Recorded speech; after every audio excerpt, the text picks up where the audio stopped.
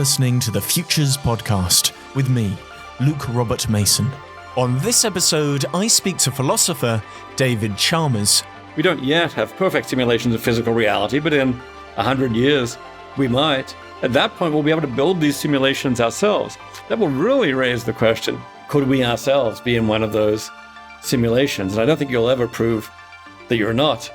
David shared his thoughts on how virtual worlds are challenging our understanding of reality, the possibility that we could be living in a simulation, and what techno-philosophy can teach us about the nature of consciousness.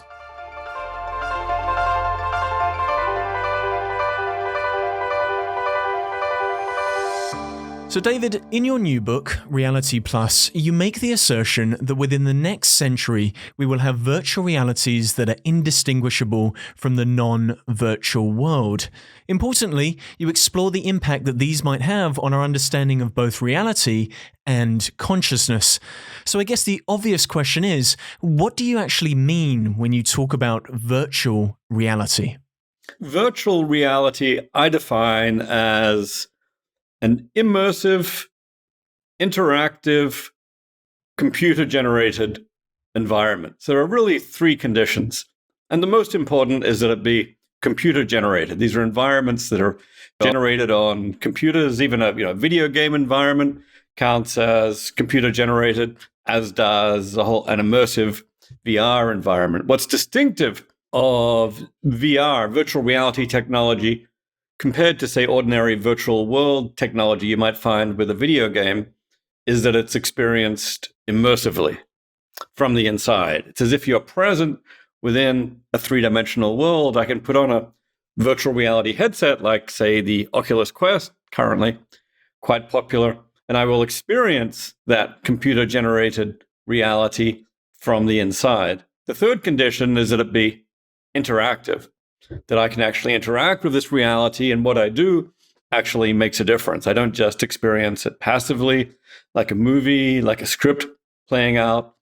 I can choose my actions, and my actions will make a difference. If you've just got two of those conditions, like if it's computer-generated, many video games are computer-generated and interactive, but not immersive, then we'd say, okay, that's not full-scale VR. Or maybe you can watch a virtual reality movie, and that will be immersive and computer generated but not interactive. Maybe that's not full-scale VR. So for full-scale VR, we want all three conditions: immersive, interactive, computer generated. Well, it's important to understand that nuance, isn't it? Because when you talk about virtual reality, it's something very different from talking about virtual worlds. And could you explain why that difference is so important? Yeah, well, virtual worlds can be experienced in principle without immersiveness. I mean, my first virtual world was actually a text world, an adventure game, Colossal Cave Adventure, that I discovered when I was 10 years old in the mid-1970s. And no graphics, no immersiveness, just commands: go north, go south, fight the snake, pick up the treasure, and so on. But it was still a computer-generated world. It was still interactive. So that's a basic virtual world. Your average video game that you're playing on a computer screen also involves a virtual world, but isn't yet immersive. No one would say that these realities have a hope of being indistinguishable from physical reality. The moment you're using them, it's just a different kind of experience. You're looking at a world on a screen. For virtual reality, on the other hand, when it's immersive, that's experienced much more like the way we experience physical reality. Physical reality, our perception of that is immersive. Almost by definition, we experience it all around us.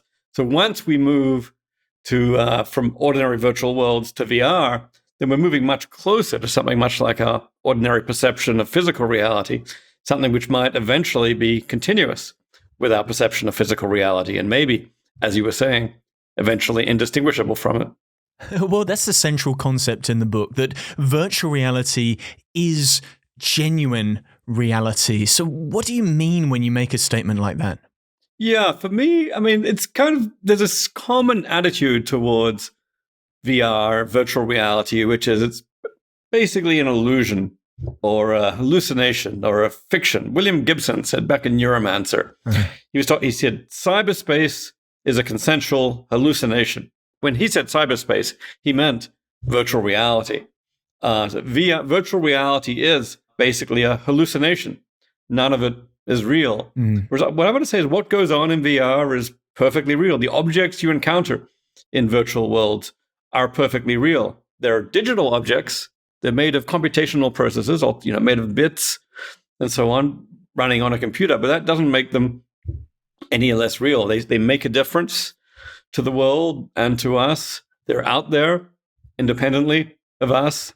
They're not illusions. You can interact with digital objects just as we can interact with physical objects. I don't think that they're different. Digital reality and physical reality are different, but virtual reality is no less real. Also, part of that thesis for me is a thesis that you can actually live a meaningful life in the virtual world. It's in principle no less meaningful than life in physical reality.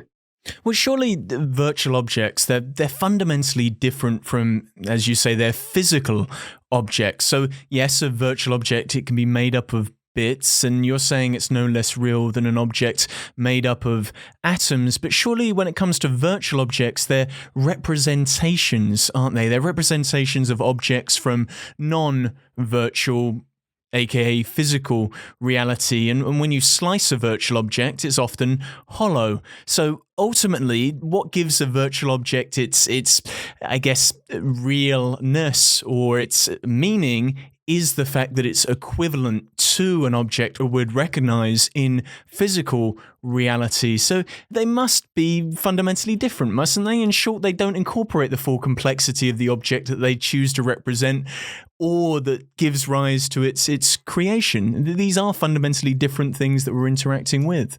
Well, I agree they're different. I don't want to say that physical reality and virtual reality are the same. The same. And it's true that right now VR is very primitive. The virtual worlds we have now are far more primitive than the physical world. You open up a virtual object, you will not find a substructure of cells and molecules and atoms as you will in physical reality. But this I take to be a difference of degree rather than a difference in kind. If we moved to, for example, a full-scale virtual reality, an entire universe simulation, then in principle, you could have virtual objects as complex as physical objects. I'm not sure it's true that virtual objects have to be representations of physical objects. We can build VRs that are basically simulations of the physical world. I can go into a VR, which is a fishing simulation. It's meant to give me, a pale shadow of the experience of going fishing in physical reality. But I'm not sure that's essential to VR. It can give you wholly new experiences that have no analog in the physical world. You can enter into virtual worlds that have entirely different laws of physics, anti-gravity devices, new forces, and so on. So I don't think it needs to be an imitation of the physical world.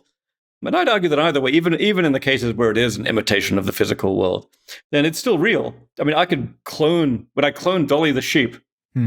Like you clone one sheep to get another. Okay, one is based on the other. It's an imitation of the other. But they're both real objects. They're both real sheep. And I think maybe that would be the status of VR imitations of the physical world. Well, then it feels like the tricky word is real. The tricky word is reality. So when talking about virtual reality, should we approach it the other way? Should we actually be asking the question of not what is virtual, but what is reality? Or more importantly, what you believe reality is?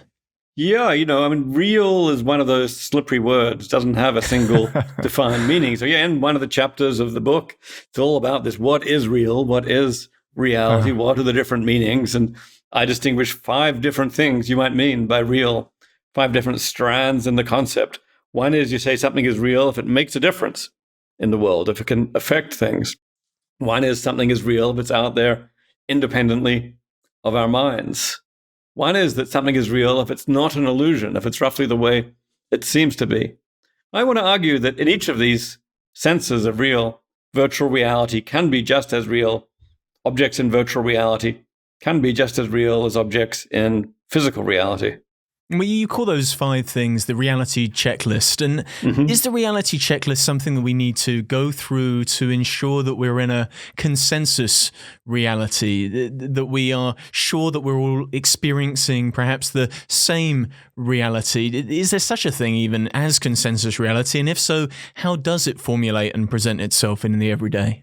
I think this is certainly the ideal case. I mean, you can have single user virtual worlds. I could have a virtual world that only I was interacting with, and I'd still say that would have a degree of reality. But yeah, intersubjectivity is one important strand in our concept of reality. If there's consensus, we take that as counting for more. But, I take it that in your average virtual reality, there is a degree of consensus. Sorry, at least in a multi-user virtual world, we can be hanging out in this virtual world, interacting with the same digital objects, saying all this is going on. So I think in an appropriately social virtual world, you will find consensus and you will find intersubjectivity. Maybe not complete consensus. We'll still disagree with things. I'll say that virtual object is beautiful and you'll say it's ugly, but we might disagree about politics, but all that happens in physical reality as well. So I'm not sure that's a strike against virtual reality.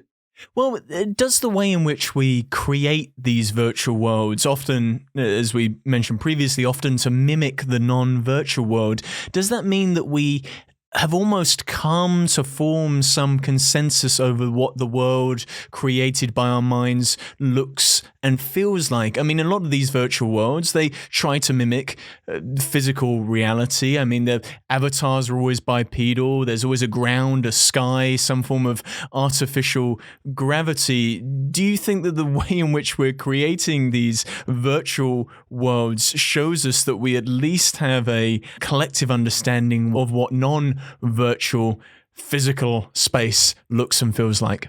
Yeah, I don't know. I've been in some pretty weird virtual worlds. Certainly there are, gravity-free virtual worlds. I've been into virtual worlds where avatars are things like plants that may not exactly be bipedal and so on. But you're right, there is a fairly standard formulation for this. Right now, we're interacting with VR through our eyes and ears and so on, which are set up for interpreting worlds of a certain form. So at least right now, maybe there's a certain conservatism when it comes to virtual worlds, which is natural because our brains are set up for things that work a certain way. Wouldn't surprise me if in the long run we get to explore a much broader range of virtual worlds that go well beyond the kind we have now, especially maybe once brain-computer interfaces develop and we don't just have to interact with VR through our eyes and our ears, but maybe there's direct interaction from a virtual world to the brain. Then I think we may find that many of these constraints are freed up. So then I guess my question is, who are you or what are you when you're interacting in an immersive virtual world? Are you your avatar?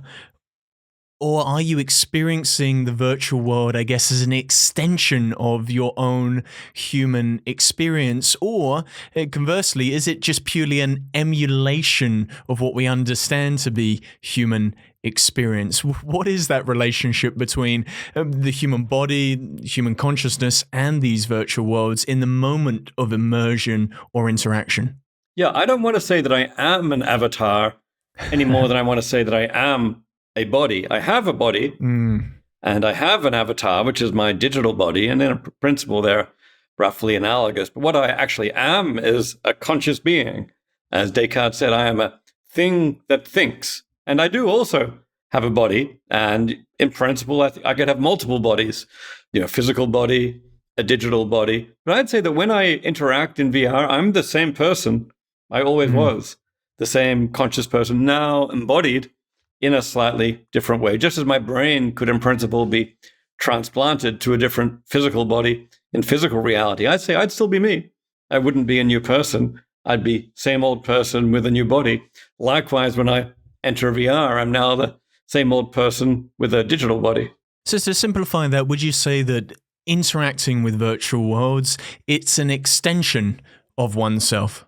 Well, the body is always an extension, I think, of oneself. It's a kind of a tool. It's the way we interact with the world. So yeah, you could think of avatars as extensions of the body. We're used to interacting with our environment via a physical body, but now we can also interact with digital environments via a digital body. And yeah, we're already used to our bodies getting extended in various ways. People use, prosthetic limbs or a cane for walking, or maybe even something like a guitar or a car or a bike can somehow be extensions of your body. Well, I think likewise, an avatar you could think of that as an extended body in the digital domain. Would it ever get to the point at which you could become your avatar, or your avatar could potentially become you? There's a different sort of relationship there, isn't there? Because there's feedback loops when it comes to cybernetics, and these virtual worlds, they feed back on how you interact with the physical world. You know this as much as I do. You spend time in virtual reality environments, you spend time virtual reality gaming, and there is that moment of coming back to the physical world and bringing back that experience into lived physical or non-virtual reality. I'm still trying to decide on what we're going to actually call this thing that we do as human beings. Is there something that we can retrieve and pull from virtual worlds that teach us about how to navigate physical reality? I don't know about becoming your avatar, but I think you can certainly come to identify with your avatar. And people who spend a lot of time in virtual worlds often become, quite attached to their avatar. It becomes very meaningful to them. It becomes an expression of their identity. People spend a lot of time thinking about their avatar's form, its shape, its gender, its clothing, its cultural expression. These become very important expressions of identity, I think, for many people in virtual worlds. Some people experience with different forms of gender expression in virtual worlds, for example. And then sometimes in advance of doing that in the physical world, they'll, try on certain forms of expression, see how it is. And then, as you say, some people can then bring that back to the physical world, and forms of expression in virtual reality can sometimes reveal something to you about yourself and your identity that then transcends the virtual world and can be brought back to physical reality. Well, is that what you mean when you talk about living a meaningful life in virtual worlds and virtual environments? To be able to explore the multitudes of your own identity is a way in which you can find meaning inside of virtual worlds. Yeah, that's at least one aspect of living a meaningful life. I mean, meaning in life is so rich and multifaceted, but exploring your identity is a big aspect of a meaningful life. But more generally, building relationships, building community, helping others, developing knowledge, developing understanding. All of these are aspects of a meaningful life. And I'd want to argue that many of those things can be present just as much in VR as elsewhere. But actually, identity is one of those places where VR may even have some distinctive advantages. Maybe it's possible, for example, to experiment with new forms of embodiment in VR. I mean, for example, disabled people are quite often have been big users of virtual worlds like Second Life, where access to physical reality can sometimes be difficult. Those obstacles aren't present in VR, and some disabled people have experimented with different forms of embodiment in VR. I've already mentioned experimenting with different forms of gender identity. So I think the possibilities inherent in VR allow for potential new forms of expression which are more difficult in physical reality. And it certainly feels like this is not just a technological question that we're dealing with. It's much a philosophical question. There's often old philosophical questions that we should revisit in order to decide whether virtual reality is genuine reality. And David, what are some of the useful thought experiments that we can take from how we thought about philosophy and its relationship to reality and apply them to thinking about technology and virtual spaces? Oh boy, I think it kind of goes both ways. Technology can help us think about traditional philosophical issues, and traditional philosophical issues can help us think about technology. So Descartes had this old idea of the how do you know you're not being fooled into thinking that you're in an ordinary reality when in fact an evil demon is deceiving you and none of this is real. Well, the modern version of that is how do you know you're not in a computer simulation? Yeah. Right now. And, people have had a lot to say about that Cartesian scenario of the evil demon. And some of that, I think, could apply to thinking about computer simulations. But it actually goes both ways. I think thinking about computer simulations, if I'm right, if we're in a simulated world, the world around us is still real. It's not a situation where none of this is real. And I think something like that might apply to Descartes' scenario as well. If the evil demon is creating your reality, then no, there's still a reality out there. It's just kind of created by the evil demon. So I actually find this two-way interplay between traditional philosophy and the leading edge of technology to be very rich. It's interesting what you say there about how we decide what is real within our lived experience, because I always wonder what's going to be the long-term impact of virtual spaces, and what will the long-term impact be specifically on the human brain, or perhaps even human memory. Because if we take seriously the idea that virtual reality is genuine reality, for some people there will eventually be a bleed between what they experience in physical reality and virtual reality, and some may start generating new realities of their minds. So I think of, the future dementia patients who won't be able to differentiate between the experiences they lived and the experiences that they had in virtual space. How will that affect them?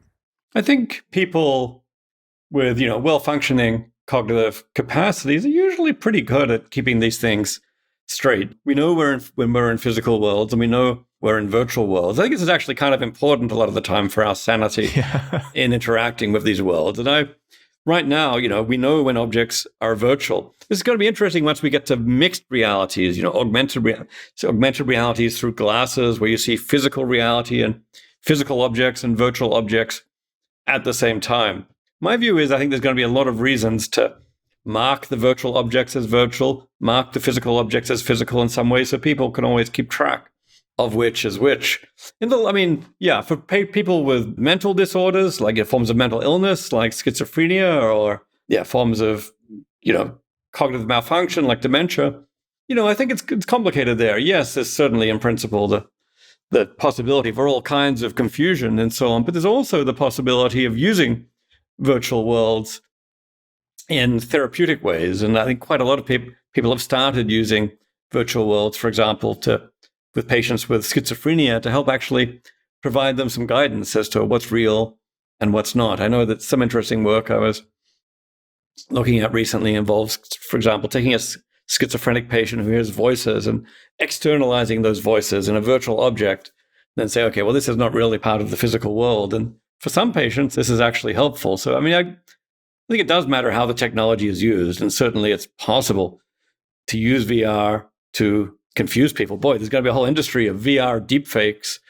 in the future. You think you're talking to somebody in VR, but it's just a deepfake version of them. So, I think that's going to have to be carefully controlled and regulated. But yes, there's possibility for a lot of confusion. But I think there's also the possibility for some very helpful effects of these things too. Well, again, this goes back to the trickiness of the feedback loops that are generated by certain forms of technology, because when we talk about virtual reality being used in a clinical setting, often one of the great examples is how virtual reality can be used to cure people of PTSD. But then you think, if virtual reality has that sort of power to cure someone from PTSD, then surely it may also be able to cause PTSD. So we have to use these technologies very carefully, because as Jaron Lanier said in his recent book on virtual reality, this time reality is at stake. Yep, all the more so once we recognize that virtual reality is genuine reality. If you thought all this was just escapism, fictions, illusions, it's like, it's just a big video game. It doesn't really matter. But if I'm right, this is genuine reality. What happens in VR really matters, and that raises the stakes. It means trauma in VR is really genuine trauma. We've seen many people have reported traumatic experiences in VR, the likes of virtual sexual assault and so on. If I'm right, that's really happening, and that's really traumatic. So absolutely, it raises the stakes, and we need to be as attentive to what's going on in virtual reality as we are to what goes on in physical reality. One thing we always need to remember is that virtual worlds, they're human-generated. They're fundamentally different because they have been created by us. And it feels like physical reality, non-virtual reality, the reality we're born into, comes kind of pre-available to us. Whereas these technological worlds, these technological environments, they have been created. And because they've been created, they amplify certain things and mute other aspects of reality. So are these technological worlds, because they're a creation of human beings and human technology, will they always be slightly devoid or slightly alien or slightly lacking? And perhaps is that actually an important thing, because that's the point of differentiation which allows us to understand what is real in physical reality versus what is in virtual reality? Yeah, I don't know. I live in a city. Cities are largely human constructed. They was just not the state of nature here. These were constructed by human beings in a very rich and complex way. But does that mean cities are devoid of meaning or lacking? No, they're different from natural environments, and natural environments are wonderful. But I don't think that makes cities are just meaningful in a different way. They're full of meaning. Most of us live most of our life indoors. How many hours a day do you really spend outside? Few of us spend that many hours outside. It's like, does that make our life indoors devoid of meaning because we're living in a human constructed environment? I don't think so. I think, humans can create their own meaning, and we can invest things with meaning. And we do that with physical reality, and we can certainly do that with virtual reality.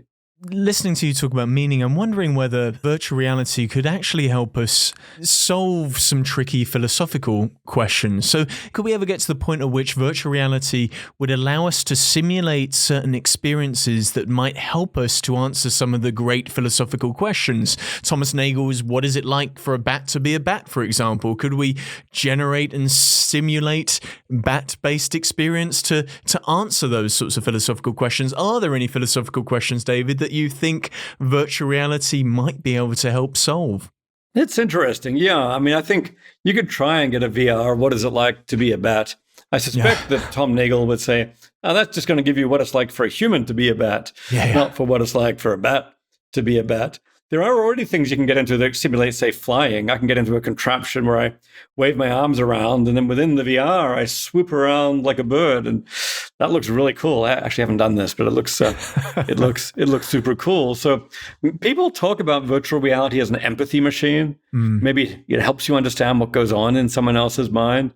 Maybe that can really make a difference with morality. And people have started coming up with virtual reality versions of some of the great philosophical thought experiments, like the famous trolley problem.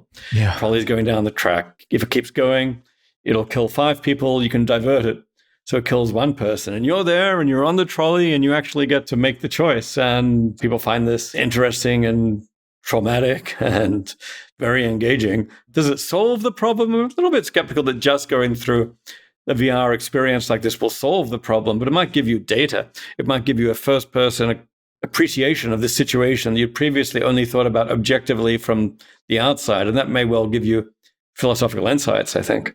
When I hear the word virtual, I often think about Henry Bergson and Deleuze's reading and understanding of what he meant when he was talking about virtual, because to him, virtual was the opposite of actual. It wasn't about whether something can be real or not. It was about whether something could be actual or not. So to explain that with an example, Sherlock Holmes, I mean, he's real. He lives at 221B Baker Street, but he's not actual. He's not materialized. He lives in our collective imaginary as fiction. So is that what you mean when you talk about these virtual realities being genuine realities?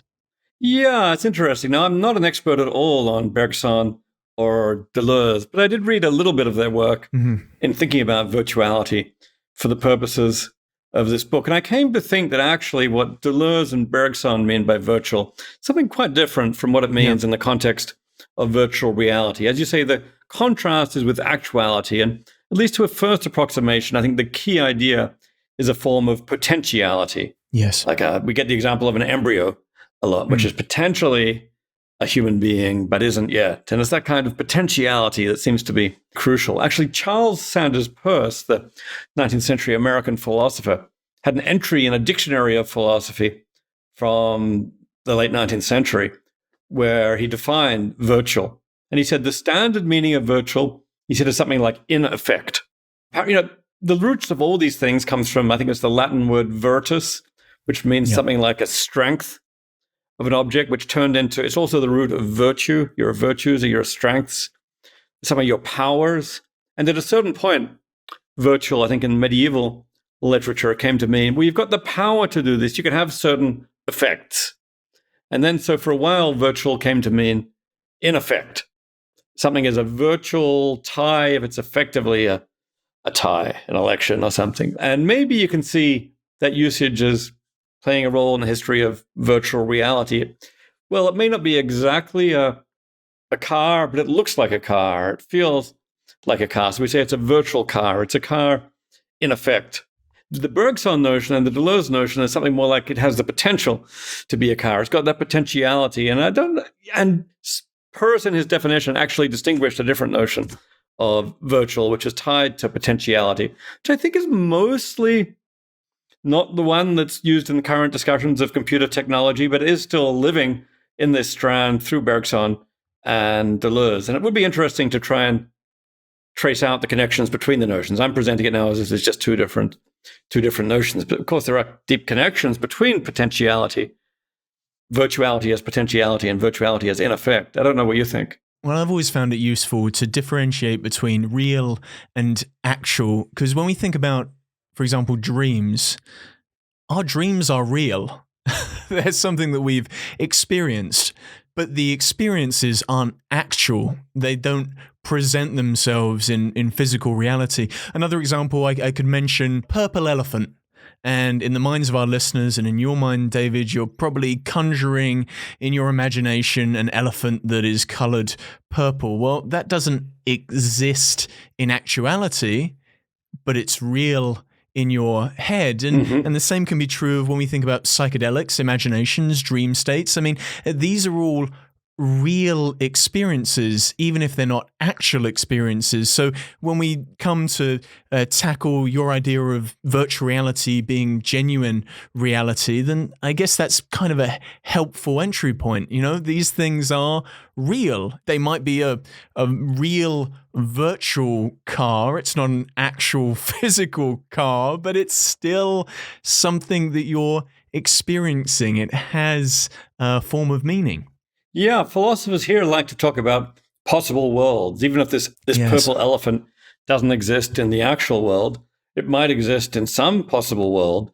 So in some sense, it's merely possible, but your experience of the elephant is real. You're having a real experience of an elephant that exists only in some possible world. This is actually very common. Yeah, a lot of thought, a lot of consciousness. Certainly the imagination typically takes this form. Imagination is a real experience that puts us in contact with other possible worlds. And actually, you can think about virtual reality as a tool for doing just this, a tool for imagination. It's a technological way of having real experiences that put us in touch with other possible worlds. I just argue that when you actually build the technology to experience another possible world, in a certain way, we're actually making those possible worlds actual. Yeah. We're making them digital. So they really exist in digital worlds. And that's a special feature of VR. We're taking what was merely virtual and making it, in a certain sense, actual. Is it a failure then of imagination just to create virtual worlds that mimic or represent physical reality? I would like to think it can go way beyond that. Boy, this actually connects to, we just discussed Deleuze. Now we can discuss another philosopher I don't know very much about, Jean Baudrillard, who talks about 4 degrees of simulations in his book, Simulation and Simulacra. And the first degree is just simulation of the world as it is, like a map that tries to reproduce the world as it is. And then you get some different degrees to like the world as it could have been, as it might have been. And then the last thing, the simulacra, that's representation of no genuine reality, representation of something that doesn't remotely exist in reality. And I think that something like that distinction applies to VR. You can simulate precisely some bit of history. You can simulate an alternative course of history that might have happened but didn't, something that might one day happen. Or you can simulate something that you can simulate a world of different laws of physics that doesn't correspond to anything that exists in reality. And for me, actually, I think all those forms of virtual reality are interesting. Mm-hmm. But this radical form of VR that gives us totally new forms of life, maybe those correspond to Baudrillard's simulacra, which I guess he didn't like. But I think when it comes to VR, these forms of virtual reality that represent wholly new forms of reality are in some ways the most exciting.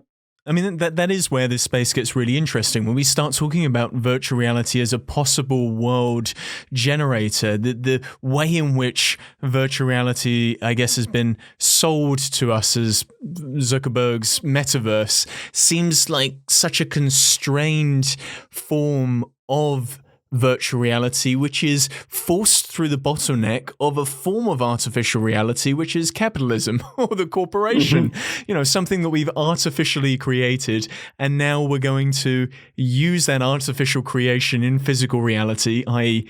capitalism, to create a new reality born of the artificial creation in physical reality. That gets a little tricky, but basically what I'm saying is it feels like the only time virtual reality, or the idea of the being able to spend long periods of time in virtual worlds, became real was when money became involved. The greatest artificial creation and operating system of human beings. We generated money. That's a fiction. That's a virtual reality in its own right. And now money's the thing that's underlying the creation of our new realities. Yeah, that's interesting. And I guess the internet got started not exactly through money, but through the military, through the Defense Department and the need for communication. And that really provided the impetus behind the internet. But yeah, the coming metaverse, a lot of the impetus is coming from these corporations. And yeah, money is playing a very, very central role. I mean, maybe they're trying to enable new forms of relationship and new forms of communication. All that's true for social media as well. But unquestionably, social media became structured by the financial incentives. Yeah, every user is themselves a product, and we're all monetized on social media. So yeah, you can bet the same is going to happen with virtual worlds, at least if they're controlled by corporations like Meta or even Google or Apple. They're going to get their pound of flesh, and this is going to structure the virtual worlds. I really hope that there's going to be such a thing as the open metaverse, which involves open standards, that anybody can create virtual worlds. Groups of users and communities will be able to run their own virtual worlds, user-controlled, user-governed. I mean, obviously, there's going to be corners of the metaverse. Meta will have its corner, and Google will have its corner. Yeah, Google Reality, Apple Reality, Facebook Reality, and those will be corporate-controlled. But the internet has a form of life that transcends these corporations, even though these corporations have become increasingly powerful on it. And I would like to think that this is going to be possible with the metaverse, but I don't know, maybe that's naive. Maybe the corporations are just doomed to be dominant here, but I hope there's going to be other ways it can go.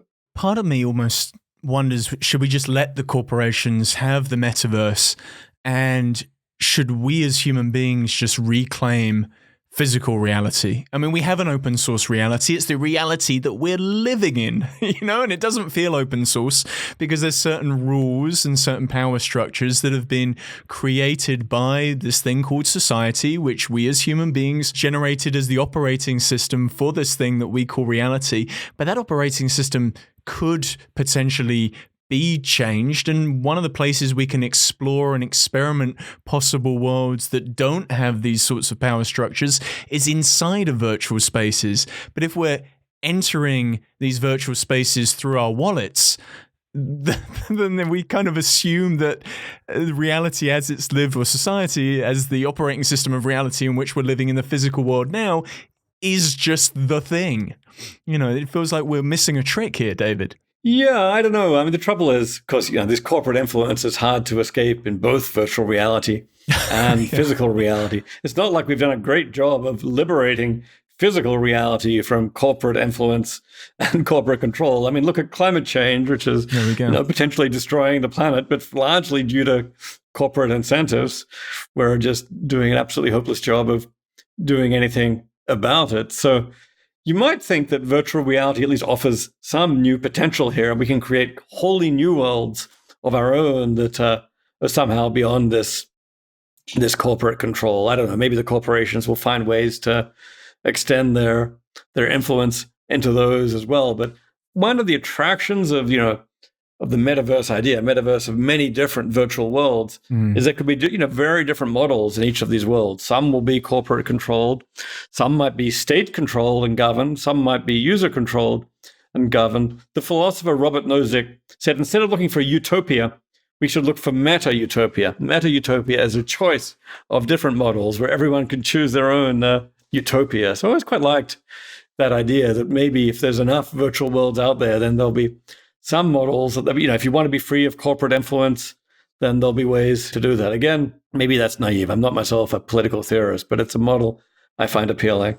Well, that just reminds me of hell is other people. You have to share this physical reality with other human beings. But hey, in your own personal meta reality, you can create all the circumstances set up specifically for you. And surely, the reason why reality is so interesting is because it is complicated, it's messy, it's problematic, it doesn't always work as we hope it may work. We often get caught with our lot in life. And I wonder, do these virtual worlds, do they offer the potential that you're talking about?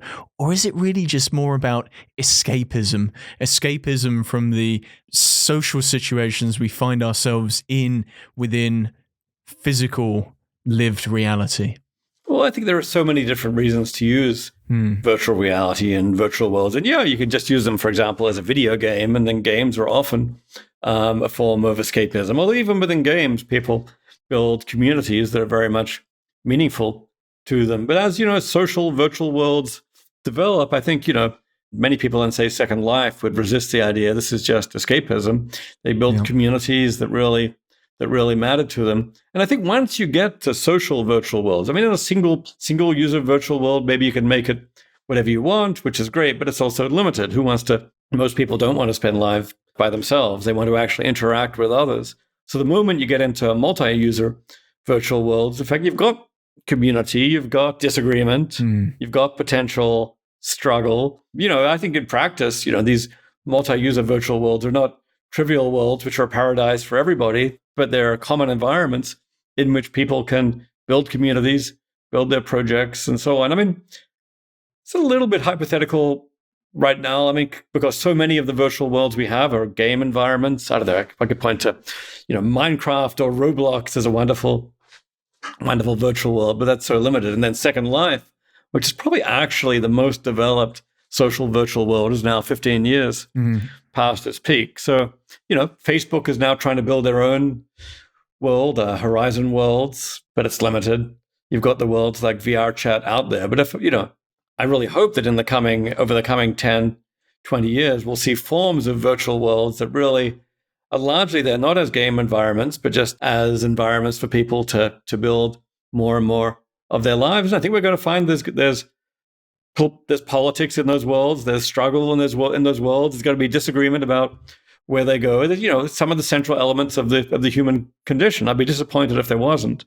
Yeah, it sounds like hell. Which is going to other people. You want this solipsistic planet where you get to hang out. Well, and me personally, no, but that it does feel like there's that impetus in the reasoning behind why some people want to extend themselves into virtual spaces. And the great thing about what your book Reality Plus does is it explores how these virtual reality environments that we're seeing today make us question our own reality today. And one of the ways you do that is through revisiting the simulation hypothesis through the lens of how we understand virtual worlds today, because the development of virtual worlds, they raise new questions about our knowledge of our external world.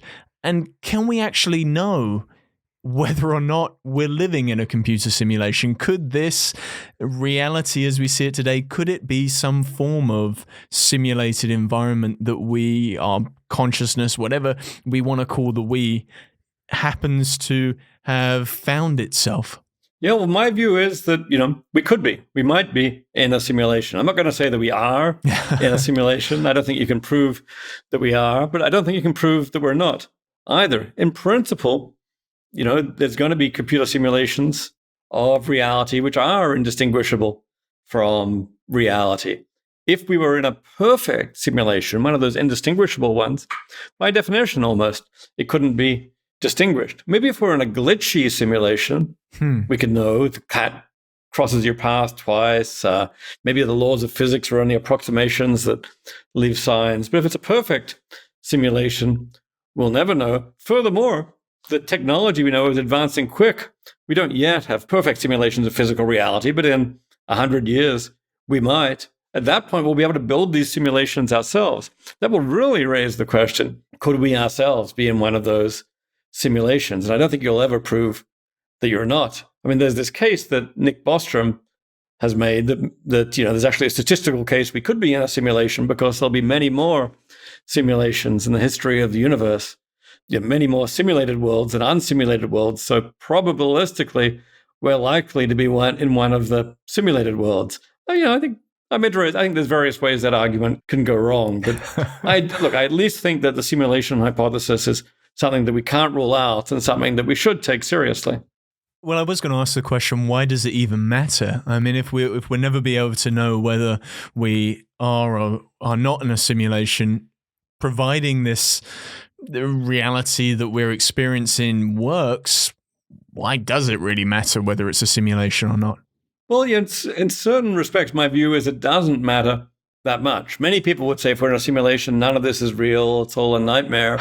Whereas I'd say, no, if we're in a simulation, all this is still real, other people are still real, historical events really happened. It's just all a digital world, but no less real for all that. So in a certain sense, I want to say, yeah, the meaning in our life remains much the same, whether we're in a simulation or not. Of course, it could make some difference to our world. I mean, on the downside, if we're in a simulation, could it be that our simulators are going to terminate the simulation at some point? Maybe they're just trying to collect some data. Maybe they're interested in humanity up to a certain historical period. And then they say, okay, got the data, we'll turn it off. Okay, that wouldn't be so good. But more optimistically, perhaps, it's the simulation possibility gives hope for certain possibilities for life after death. Maybe when we die, the simulators take our code, or at least take some people's code and upload it into a different virtual world. But maybe there's a form of heaven. I don't know if that's likely, but once you've got simulation and simulators in the equation, it at least opens up new possibilities, which are actually in some ways not totally different from the possibilities opened up by the hypothesis that the universe was created by a god. God has enormous power for good or for bad. The simulators might have much the same thing. I mean, it opens up so many new and tricky questions when we go down that route. And I guess one of the trickiest questions of all, as you famously said, is consciousness, the hard problem of consciousness. Mm-hmm. How does consciousness factor into the possibility that we live in a simulated reality? Because is that simulation, is it a global simulation? Is it something that we're collectively accessing? Is it a local simulation? Is it created by our consciousness? In other words, do we project our reality, or do we share the same reality? And from a computational perspective, would it be easier to run multiple simulations on one server, or just run one simulation that everybody kind of plugs into? How would you think that consciousness and the simulation would coexist to produce this thing that we collectively call reality? Well, yeah, I think consciousness is rather crucial to our sense of reality. Consciousness is what gives our life meaning. We invest everything around us with meaning. If we weren't conscious, then there wouldn't be any reality for us in the first place. So one way these issues interact is, if we're talking about a simulation of the whole universe, well, one question is, will a simulated universe even contain consciousness at all? I mean, presumably a simulated universe will contain simulated brains like ours. But then the question arises, will a simulation of a brain actually have consciousness. Some people think a computer simulation could never be conscious. If we knew that was the case, then maybe we could rule out at least certain versions of the simulation hypothesis. Hypothesis is a pure simulation by the fact that we're conscious. We can say we're conscious, therefore we're unsimulated. But all that turns on the question of whether you could have consciousness in a simulation. My own view, which I've argued for elsewhere and I argue for again in this book, is that in principle, if you simulated a human brain well enough, you very likely would get consciousness along with it, the same kind of consciousness that the original brain had. So it's part of my view that if you then simulate the universe and simulate the brains within it, you will then get a consciousness, which experiences all this from the first person point of view. If you disagreed with that, we could still get a version of the simulation hypothesis going, but this would require what I call the biosim idea, the biological creature who connects to a simulation. Maybe I'd have a brain and I'm connected to the simulation, roughly as Neo is in the Matrix. And in that case, Neo himself is not simulated. Neo himself has a biological brain. As long as the biological brain gives you consciousness, we'd still have consciousness in there. Because I do think we need consciousness within or attached to these simulations for it to make sense as a viable hypothesis about the nature of our reality. But I'm almost trying to push you one step further and ask whether consciousness itself is the example of the simulation, that consciousness is the thing that's being simulated and our experience of reality is us tuning into the simulation, i.e. consciousness. They're one and the same.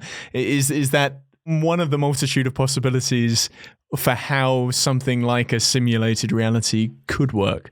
Yeah, so I'm thinking there's consciousness and there's physical reality, and these are distinct. This is right. A version of philosophical dualism that says there's the mind and there's physics, and they're distinct from each other. So the way I'm thinking about it, your consciousness is somehow connected to this physical reality, but they're not the same. But there are other ways of thinking about this. One way of thinking about all this is that physical reality is itself some kind of projection of or construct of consciousness. This is the philosophical view known as idealism, where the physical world all amounts from somehow the interplay of consciousness. One idea I explore in the book is what I call the it from bit from consciousness idea. The it from bit idea is physical reality is made of bits. Okay, you can see how that connects to ideas we've been talking about. But then there's the idea that underneath those bits might be a level of consciousness. There are some fundamental bits of consciousness in the physical world, and physical reality is itself an interplay of consciousness. Now we get to ideas which are actually very close in some ways to ancient Indian ideas in both the Buddhist and Hindu traditions, where all that exists is consciousness. And somehow maybe I'm experiencing a little slice of it, but the physical reality out there is consciousness. Some people think that God's consciousness could play that role. Yeah. God's consciousness could sustain physical reality. And then instead of a computer simulation out there, you've got God's mind out there, in effect, running the computer simulation. And then somehow my consciousness is interacting with that. I don't know if that goes in the direction of the one step further you were interested in. So in other words, there is no reality without consciousness and no consciousness without realities. There is an interconnection between the two. Yeah, I think there's at least a deep connection between the two in our world. I mean, I don't know there can be no reality without consciousness. In some other work, I've talked about the possibility of a philosophical zombie, a creature that was physically like us with no consciousness. I still think there's some reality there, even though there's no consciousness there. Maybe there could be pure consciousness without any external reality. But in our world, I think the two are probably at the very least very deeply intertwined. Yeah, and then just to play a little further with you, David, and ask the question of not just a simulated reality, but a simulated self. Are artificial minds possible? Could we simulate our brain? I think in principle, I think our brains appear to be giant physical machines. Neurons work according to physical principles and are connected up in specifiable patterns. We're not yet great at simulating it, but give it a while. I mean, we've mapped out the neurons in C. elegans, the worm, which has 302 neurons. Even then, we can't simulate it very well. So simulation is hard, but I don't see why it's impossible in principle, given that the brain is a big machine following physical laws that I think could be computationally specified. I mean, maybe Roger Penrose is right. Something in the human brain will be uncomputable and beyond classical computers. Even then, I'd like to think, just say there's some special quantum mechanical principle that makes them work. In principle, we could take that quantum mechanical power and bottle it, build it into our computers of the future, quantum computers or quantum gravity computers of the future, and then simulate the brain that way with these new computers. So yeah, I think it ought to be possible one way or the other to simulate the brain in artificial systems. And my own prediction is that if you do that, that will also replicate the consciousness as well. There are things that we are learning about our bodies, our consciousness, and the affect of virtual reality. And those are encapsulated in moments when we have whole body illusions, where we're in VR and we start feeling things or experiencing things that are so uncanny, they feel like reality. How should we pay more attention to those sorts of experiences, and what are they teaching us about, I guess, what it means to be human in the 21st century? I don't know that I think these whole body illusions are actually illusions. People say, you have the illusion, and so they give you an avatar with a certain shape. Yeah. And someone says, you've got the illusion that that's your body. But I actually, as I said before, I don't think VR has to be an illusion. I think when you experience your avatar as having a certain shape, you really do have an avatar with that shape. You really do have a virtual body with that shape. What's not true is you have a physical body with that shape. So if you were to think this was your physical body, that would be an illusion.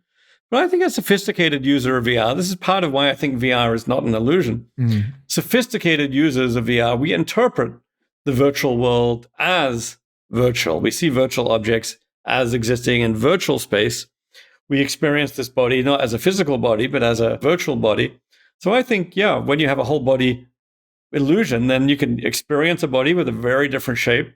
But that's not illusory perception of a physical body. It's genuine, accurate perception of a virtual body. And it may well be that in the future, these virtual bodies, these avatars, are going to become much more central aspects of the ordinary human experience. So I think, thinking of that as an illusion kind of understates the centrality they're going to have in the human experience of the future. We're not going to have the illusion of having these digital bodies. We are really going to have these digital bodies. Well, I mean, the trickiness is in the language there, because you're saying you can have a digital body, but at what point will you say, I am my digital body, or I am my avatar? Or equally, your avatar or your simulated consciousness could say that, I am a thing and I deserve certain rights, responsibilities, protections, as much as a physical self. Is there an element of genuineness to these avatars that could start to emerge?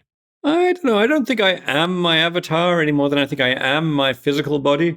Again, I'm a conscious person who has a physical body, who has an avatar, but there's just one person here, even though there's two bodies. Now, there is another case, which is the case, just say my whole brain gets emulated and uploaded into, say, a computer, and then we've got the old person, the brain connected maybe to a physical body, and we've got a new person, the simulated brain, the uploaded brain, connected to an avatar. Okay, well, that situation, that's wholly different. Now we have two people. In the first situation, we had ordinary VR, you've got one person connected to multiple bodies, ultimately not too confusing. Yeah. Okay, now this is a wholly different situation. Now we have multiple people. Yeah, the original biological me, the uploaded version. Maybe I've uploaded myself 3 times, so there's 3 uploads, each with their own body. Yeah, now the questions are enormous. First of all, are they all me? I'd say, well, even if they were at the beginning, very quickly they become 4 different people. Are they all conscious? I would say so. Is one of them the original? Well, yes, clearly one of them was there first. But more deeply is the moral question. Do they all have equal rights? Does the original have certain rights? I suspect we're always going to say the original has some rights. Like, say, if they had if the original was married, for example, we're going to say, well, probably we're going to say afterwards the original is married to this person, the other ones are not. But nonetheless, I think all these copies are going to certainly have moral rights. They can't be exploited, degraded, and so on. legal rights of their own, and figuring out exactly what their moral and legal status is going to be extraordinarily difficult. I'm sure you've already figured out the answers to this question in previous episodes of this podcast, but that's a non-trivial question. Well, I love the side that you come down on with this, which is, look, if we're going to do the whole mind uploading thing, let's destroy the original at the same time we're uploading the new or the copy, which is very similar to Greg Egan's idea of learning to be me. If you've ever read that short story where it begins... In that one, you have the backup jewel, right? You have the jewel that slowly learns to be you, and then they scoop out your brain, leave the jewel then you behind. Throw out the original. You're right, actually. Yeah. For a period, there's two. Then there's just one. There's just one, and that seems to be the way to solve that. You're just slow, incremental. Gradual uploading. I like the idea of being even more incremental than Egan. Replace the neurons one at a time by silicon chips. So you never, at no point do you have two systems in there. There's only ever one system. It gradually transmogrifies from being all biological to all digital. Well, in that case, I have to ask you this question before we part ways, which is, given the choice, would you want to either upload your mind or spend your entire life in virtual reality or extend your life into virtual reality? Does that seem personally appealing to you, David? I mean, I think it really depends on the alternative.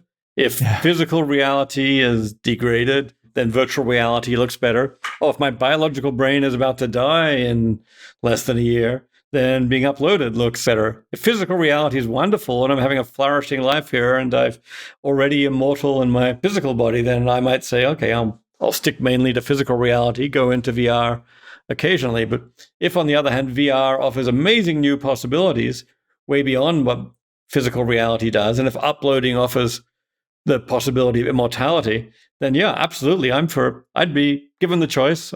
I would, being immortal would be very nice. I'd like to stick around and see what happens in the future.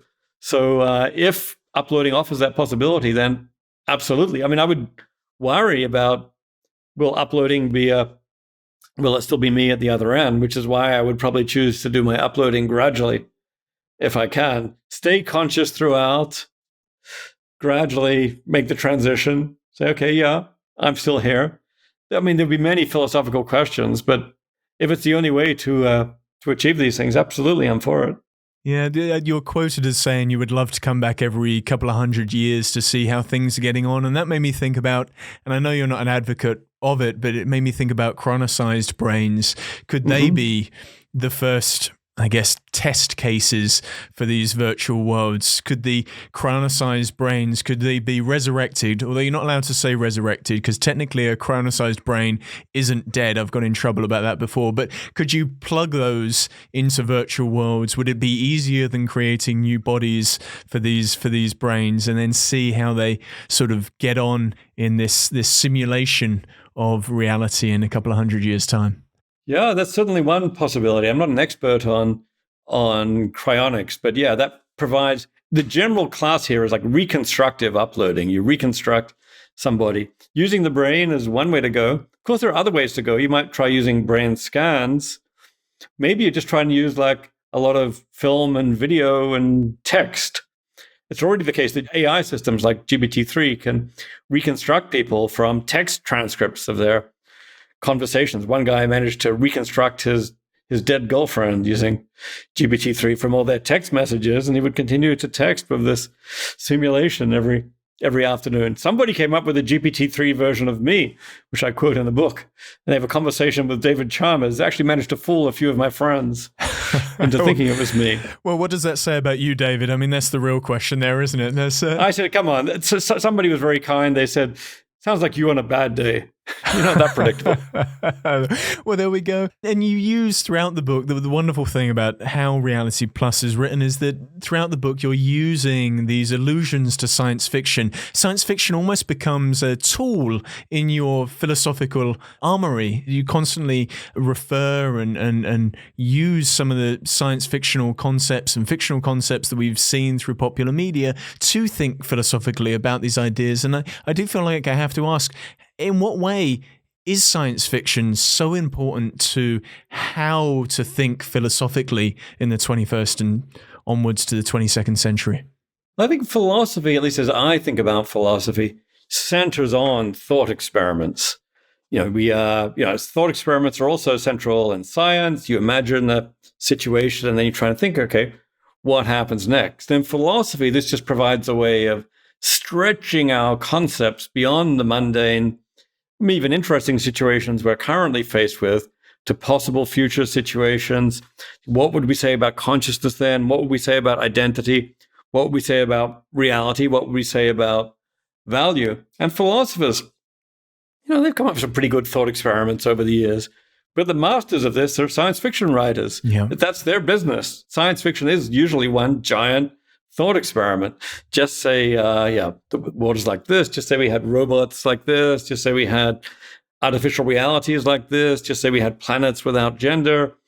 Yeah, and then they throw out the situation. They say, okay, and then what would happen? And they, develop the thought experiments in creative ways. But it's really all a giant thought experiment. So I find the thought experiments produced by science fiction authors are incredibly relevant for me as a philosopher. It doesn't mean I have to accept everything that the science fiction writers say about their thought experiments.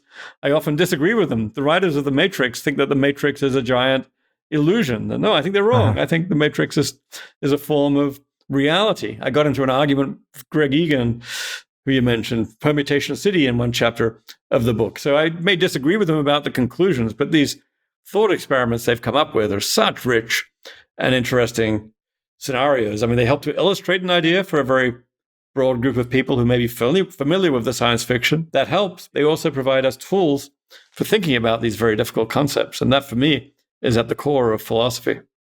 Well, in that case, we've been talking about simulating all of these different possible worlds. And let me ask you to, just for a second, take the techno-philosopher hat off and put on the hat of someone who can create whatever form of reality they choose. What sort of future might you simulate? Or what sort of possible past would you want to explore? What would be something that you would love to experience through a virtual world or reality? Oh, I don't know. I think anything I could actually name now would seem kind of mundane compared to what's possible. I'd like to experience something that's beyond my imagination. Like, I'd like to experience a 26-dimensional reality and perceive that directly and see what that's like from the inside. I'd like a consciousness machine that could transform my brain into every different form of consciousness. I'd like what I call a cosmoscope that gave me access to the full character of reality that I could dial in on and see what's happening. I don't know. The sky is the limit here, but I feel like the most exciting virtual worlds will be the ones that we can't yet imagine. Well, that certainly feels like that's what psychedelic drugs are for, David. So maybe take off the Oculus Rift and drop into a different form of reality through some other forms of technology. On that wonderful and exciting note, David Chalmers, I just want to thank you for being a guest on the Futures podcast. Well, thanks for the great conversation. Thank you to David for showing us the ways in which virtual reality is genuine reality. You can find out more by purchasing his new book, Reality Plus, Virtual Worlds and the Problems of Philosophy, available now. If you like what you've heard, then you can subscribe for our latest episode, or follow us on Twitter, Facebook, or Instagram at Futures Podcast. More episodes, transcripts, and show notes can be found at futurespodcast.net. Thank you for listening to the Futures Podcast.